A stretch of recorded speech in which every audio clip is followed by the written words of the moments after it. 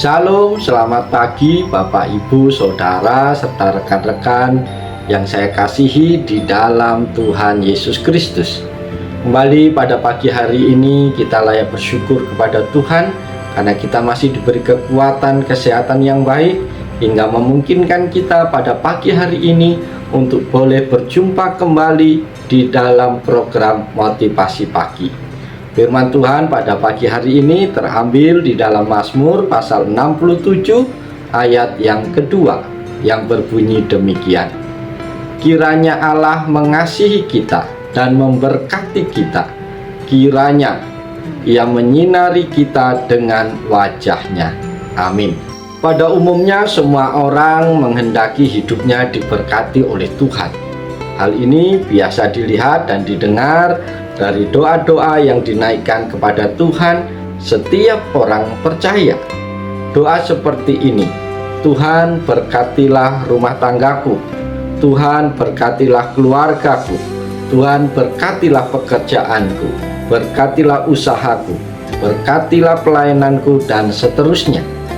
Doa semacam itu memang tidak salah, tetapi bila diperhatikan dengan seksama, maka doa-doa tentang berkat itu hanya ditunjukkan kepada diri kita saja. Ini pemahaman doa tentang berkat yang kurang akurat atau tidak sesuai dengan ajaran firman Tuhan. Oleh sebab itu, melalui firman Tuhan di pagi hari ini, kita akan merenungkan firman Tuhan ini di bawah tema memahami berkat Tuhan dalam hidup kita. Saudara-saudara terkasih, berbeda dengan pemazmur, ia mengetahui bahwa berkat itu bukan hanya untuk dirinya. Pemazmur paham betul mengelola berkat itu dalam hidupnya secara pribadi, dalam hidupnya sebagai keluarga, dan dalam hidupnya sebagai suatu bangsa. Saudara-saudara, pertanyaan penting yang harus diajukan ialah pelajaran apa yang hendak disampaikan oleh pemazmur untuk kita ambil bagi kehidupan kita pada masa kini terkait dengan berkat yang Allah berikan kepada kita. Ada beberapa pelajaran penting yang bisa kita ambil dari pemazmur berdasarkan Mazmur 67. Pelajaran yang pertama adalah berkat itu sumbernya dari Allah.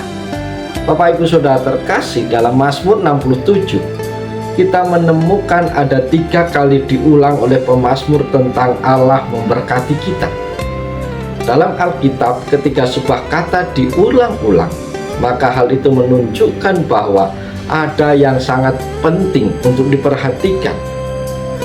Itu sebabnya ketika pemazmur berkata Allah memberkati kita, maka hal itu ingin ditegaskan oleh pemazmur bahwa Allah itu sumber berkat dalam hidup kita.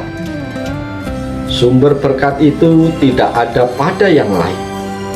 Kita tidak bisa mengandalkan kekuatan-kekuatan dunia ini untuk memberi berkat kepada kita. Sumber berkat itu bukan ada di tugu-tugu berhala, bukan ada di pucuk bukit, di pohon besar, atau di tempat-tempat yang lain. Pemazmur menegaskan bahwa sumber berkat dalam hidup kita hanya satu, yaitu Allah. Pelajaran yang kedua adalah mintalah berkat itu kepada Allah.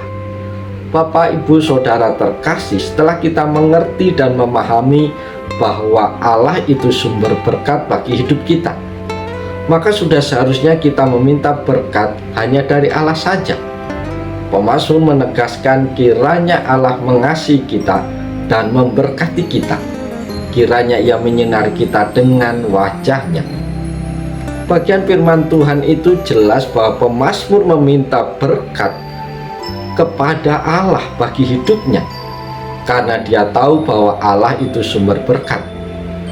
Oleh karena itu menjadi salah kalau kita sudah tahu bahwa Allah itu sumber berkat, sumber pertolongan dan sumber kasih, tetapi kita mengabaikan Dia lalu meminta berkat kepada yang lain, kepada roh-roh leluhur, roh-roh orang mati, atau kepada kekuatan dunia ini.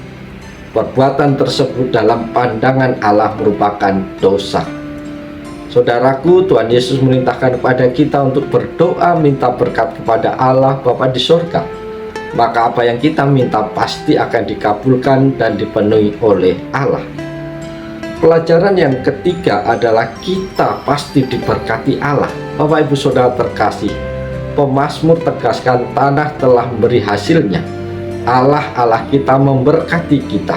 Allah memberkati kita. Bagian firman Allah itu menunjukkan bahwa Allah memberkati umatnya. Ketika kita mengetahui bahwa Allah itu sumber berkat bagi hidup kita, dan ketika kita meminta berkat darinya, maka Allah sendiri pasti memberkati kita. Pelajaran yang keempat bagi kita pagi hari ini adalah kita harus menjadi berkat bagi orang lain. Saudara-saudara terkasih, pemazmur dalam ayat ketiga sampai ke-6 menegaskan bahwa ketika mereka diberkati oleh Allah, maka mereka tidak menikmati berkat itu hanya untuk diri mereka saja, melainkan mereka membagi berkat itu kepada orang lain, kepada suku lain, dan kepada bangsa-bangsa lain. Kita harus menjadi berkat bagi orang lain. Kita harus membagi berkat rohani keselamatan dalam Yesus Kristus kepada orang lain. Lalu kita juga harus menjadi saluran berkat materi bagi orang lain. Inilah yang Allah kehendaki dari hidup kita sebagai umatnya. Kita tidak boleh hanya memikirkan diri kita saja. Kita tidak boleh hanya memikirkan keuntungan bagi diri kita saja. Intinya kita tidak boleh egois dan hidup hanya untuk diri sendiri saja. Kita dipanggil, diselamatkan, dan diberkati oleh Allah supaya kita juga bisa menjadi berkat bagi sesama kita sesuai dengan kemampuan yang Allah berikan dalam hidup kita. Biarlah firman Tuhan yang singkat pagi hari menolong, memberkati, memotivasi kita untuk senantiasa bergaul karib dengan Allah, karena Dialah sumber berkat kita. Dan jangan lupa, ketika kita diberkati oleh Allah, jadilah saluran berkat bagi orang lain. Oleh sebab itu, selamat pagi, selamat berkarya. Tuhan Yesus menolong, Tuhan Yesus berkati kita semua. Salam, haleluya, amin.